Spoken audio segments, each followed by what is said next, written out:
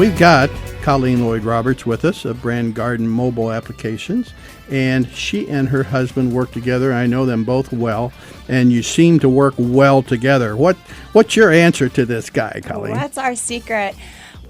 Richard and I had both been very successful entrepreneurs in our own rights beforehand, before we met. And we had always looked to each other and said, gosh, it would be great to have a company together. So where Joe is saying, hey, I'd like to see these two powerhouses split up. We've been split up. This is our opportunity. For us, this is kind of a cool dream team, and we get to work together, which we love. But I definitely see his point.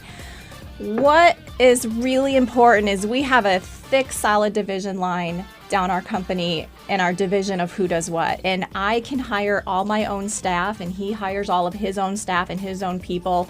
And we talk about things together, but at the end of the day, my decisions in the marketing and sales department are mine. His decisions over the whole technology and expansion are his. And we can disagree, and I think that brings up another point, is you have to be able to be in a safe environment where you can disagree, but we really truly don't get involved in each other's businesses and each other's parts of the company. And that is really key, because I see we work with husband and wife businesses a lot as well. Mm-hmm. And I see where they will divide it up, but yet the husband ends up calling me asking a question, or the wife is calling asking a question, when really, if it was divided up, you wouldn't have to talk to both of them, because it's divided up. So it's a strict, thick line that's a division line, and you respect each other's opinions on each other's. And that's key, is respecting each other's opinions. And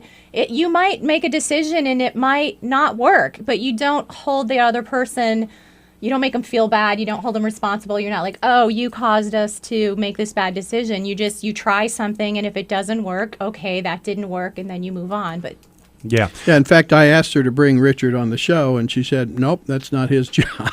Well, we have clear delineation. Well, I'm supposed to be the spokesperson for the business. Yeah. No, I'll tell you where it becomes a problem. It becomes a problem when you get much larger. And Colleen and her husband are going to find this to be true. What happens is, let's say there's new products and service that Colleen knows that the market needs. Her husband just doesn't want to do it, or may not know how to do it. We might have to bring some other technical people in to be able to provide that service. There's these areas that you'll start to see stress. And if she was an employee, not a wife, you know what I mean?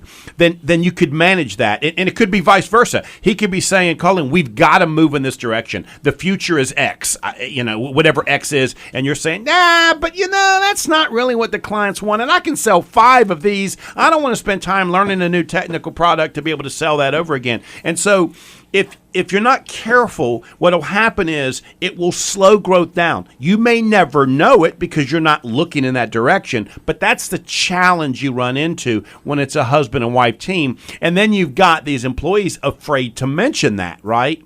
So that's the challenge. I'm not suggesting that Colleen and her husband have got to that point. You will find that to happen in most cases, and she hit dead on it. What stops this from happening is the respect from others. So if her husband says, Colleen, we've got to do that, we've got to make this offer, she's just got to respect her wicked smart husband and say, okay, tell me how to do it.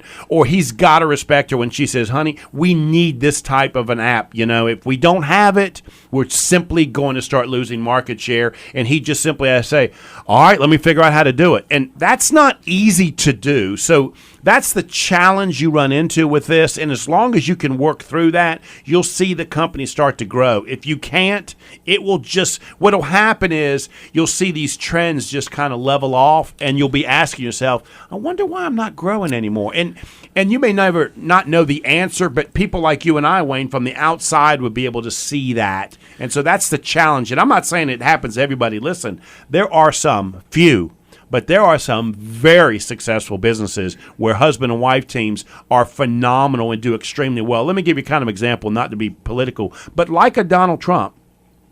Donald, he's the man. He's in charge. The wife knows it, right? But his first wife was very instrumental. If you read his books, he could not have succeeded in the key area, because Donald Trump has this formula, which is spend about 20% more and you'll end up with 50% more value. And only his wife could create that design value that made his property so skillful. So he really took advantage of the skills his wife had, right? Well, she also had a great respect that he is in charge. So there are cases that this works well, but it is a big challenge. And to then be able to separate that and then go home and then be equals again, that's really hard to do. So I don't want to say never, never, never, but it's not easy. Well, Colleen, you guys have grown really, really well. What have been some of the challenges you've had to address in that growth?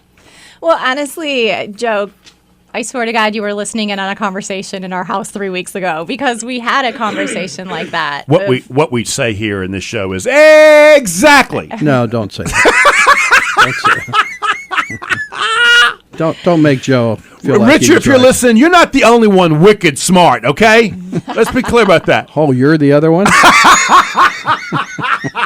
I think he's just wicked. Yeah, I was going to there say, you go. maybe we better leave off the smart part. There you go. All right. No, Back. go ahead, please. The challenge is that you have to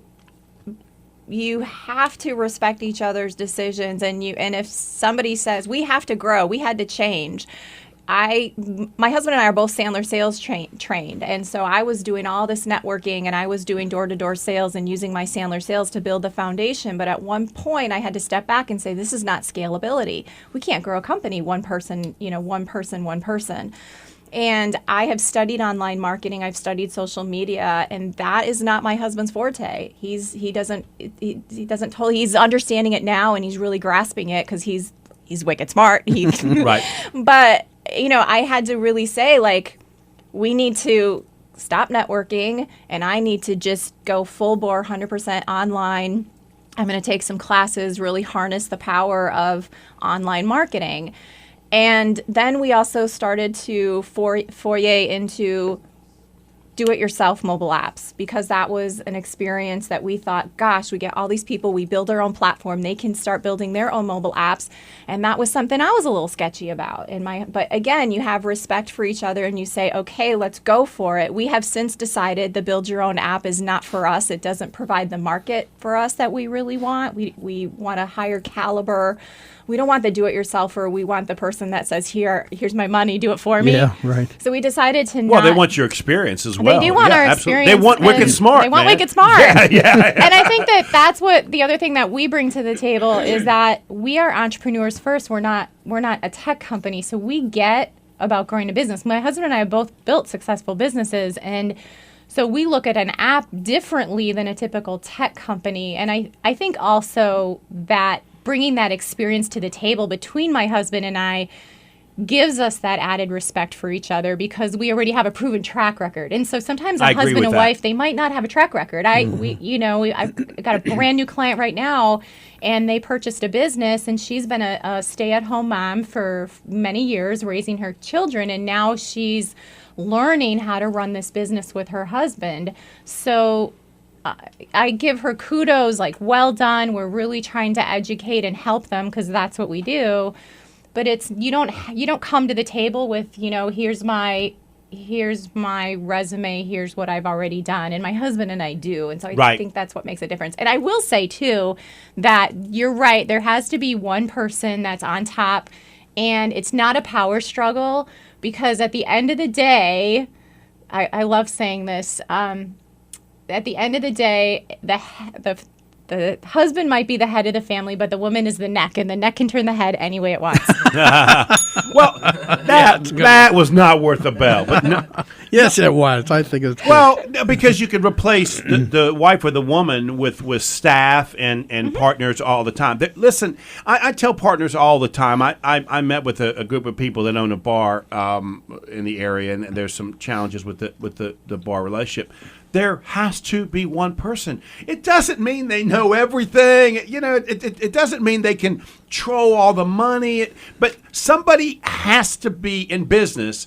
There has to be this one person. It is so important because what it allows you to do is have everything go through this funnel so you've got this major big picture plan and process. And here's the second thing. It's really important to the 49% partners out there. If you cannot convince your partner with 1 extra percent than you to do this, maybe you shouldn't be doing it. It's got to be something that you really firmly have researched. So what this does, this tier process does, it forces planning and presentation in an area that you should have already done, and if not, you won't be doing that. So it is so important that people hear this because there's so many partnerships that are 50-50, and listen, I don't care about on paper 50-50 or whatever. I care about at the end of the day, you look at your husband and say, I don't agree with you, but tell me how we're going to do it and we'll move forward. Can we agree that in 6 months, if it's not working, we'll look at it again? Exactly. And if you're doing that, then you're going to find this real respect and trust. And he is okay within 6 months saying, okay, you're right, let's stop this. Let's move on. The do-it-yourself isn't working. But we both feel comfortable that we tried to move in this direction and make that happen. So that really is an important piece of this.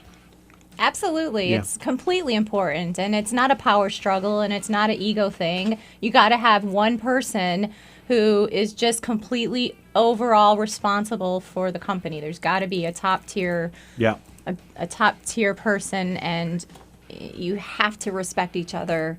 And you have to respect that person, and you have to flow power to that person in that position. And, I let Wayne think he's in charge of this show all the time. Oh, yeah.